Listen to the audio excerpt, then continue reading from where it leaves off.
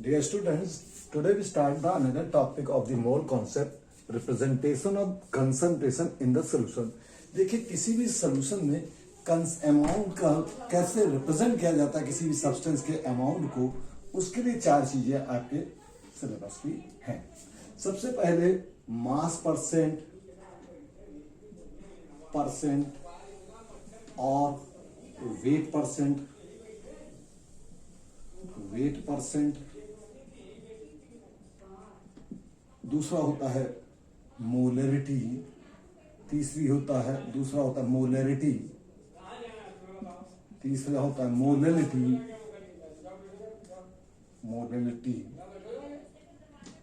और फोर्थ होता है मोल फ्रैक्शन।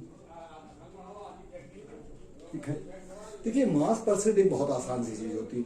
जैसे किसी भी चीज का आप परसेंटेज निकालते हैं उसको बोलते हैं मास परसेंट ऑफ सोल्यूट। जैसे मान लीजिए आपको निकालना हो सोल्यूट, मतलब जो भी सब्सटेंस किसी भी सॉल्यूट में मौजूद है, मास percent of solute, mass of solute upon mass of solute plus mass of solvent into 100। ये तो एक नॉर्मल सी चीज है। मास ऑफ सोल्यूशन भी बोल सकते हैं या mass of solute plus solvent into 100। तो ये तो बहुत आसान सी छोटी सी चीज है। ठीक है, ये बिल्कुल परसेंटेज जैसे आप कैलकुलेट करते थे छोटी क्लास में वैसे ही करना होता है। दूसरा टर्म होता है मोलरिटी। यहां से देखिए 11th का शुरू हो जाता है और ये सबके लिए इंपॉर्टेंट है। 9th के बच्चे के लिए भी इंपॉर्टेंट हो जाता है, 11th के लिए भी आपको सोल्यूशन चैप्टर में भी मदद करेगा, आपको आयनिक इक्विलिब्रियम में मदद करेगा, आपको कई चैप्टर्स में ये चीजें मदद करेंगे। तो मोलरिटी को रिप्रेजेंट करते हैं एम से, कैपिटल एम। ये क्या होता है? Number of moles of solute present in 1 litre of the solution. ध्यान लीजिएगा, वॉल्यूम सोल्यूशन का 1 लीटर होना चाहिए। 1 litre of the solution is known as molarity. ठीक है जी, मोलरिटी। और मोलरिटी क्या हुआ? Number of moles upon number of moles divided by volume in litre of solute divided by volume in litre. ठीक है जी, वॉल्यूम इन लीटर। अब ध्यान दीजिएगा, वॉल्यूम इसी में मोल्स कैसे निकालते थे आप? वेट ऑफ सब्सटेंस या weight of solute upon molecular weight divided by volume in litre हो गया टर्म्स मोलरिटी।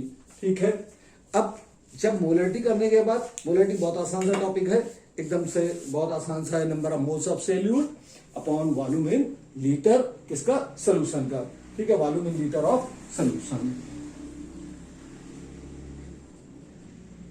दूसरी चीज होती है मोलरिटी।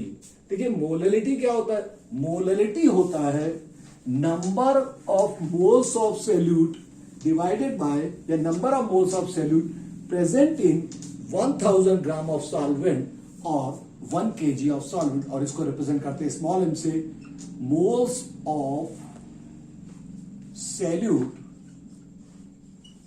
प्रेजेंट इन 100 ग्राम और 1 kg ऑफ द सॉल्वेंट। ठीक है, तो देखिए मोलरिटी क्या हुआ? Moles of solute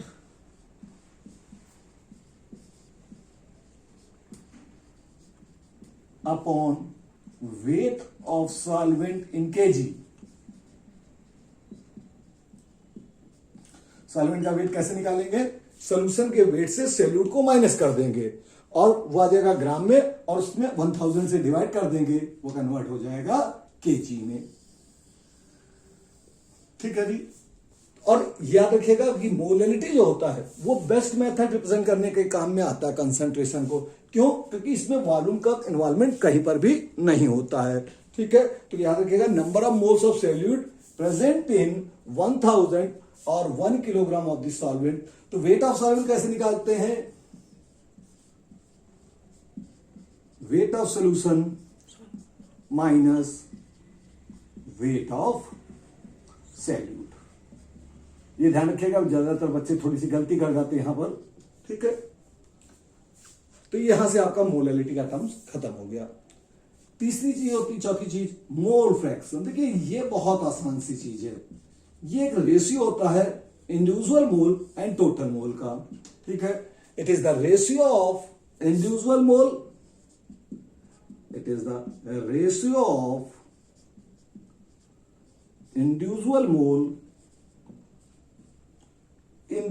mole and total mole.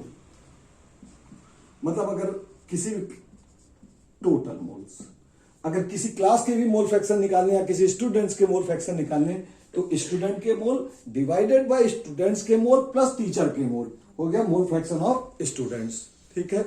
तो मोल फ्रैक्शन ऑफ सैल्यूट क्या होता है?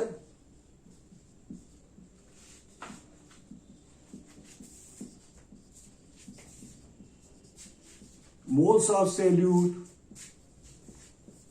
Upon moles of salute plus moles of solvent. याद रखिएगा, ऐसे ही मोल फ्रैक्शन ऑफ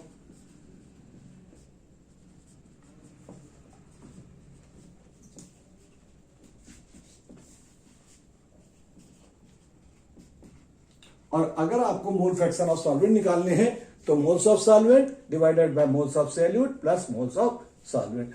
इतना ही रखते हैं आज की क्लास में, ठीक है। सारे टर्म्स खत्म हो गए हैं, ठीक है। Moles of salute divided by moles of salute plus moles of solvent कर दिया, सॉरी मोल फ्रैक्शन लिख दिया मैंने, मोल्स ऑफ सॉल्वेंट कर लीजिएगा, ठीक है।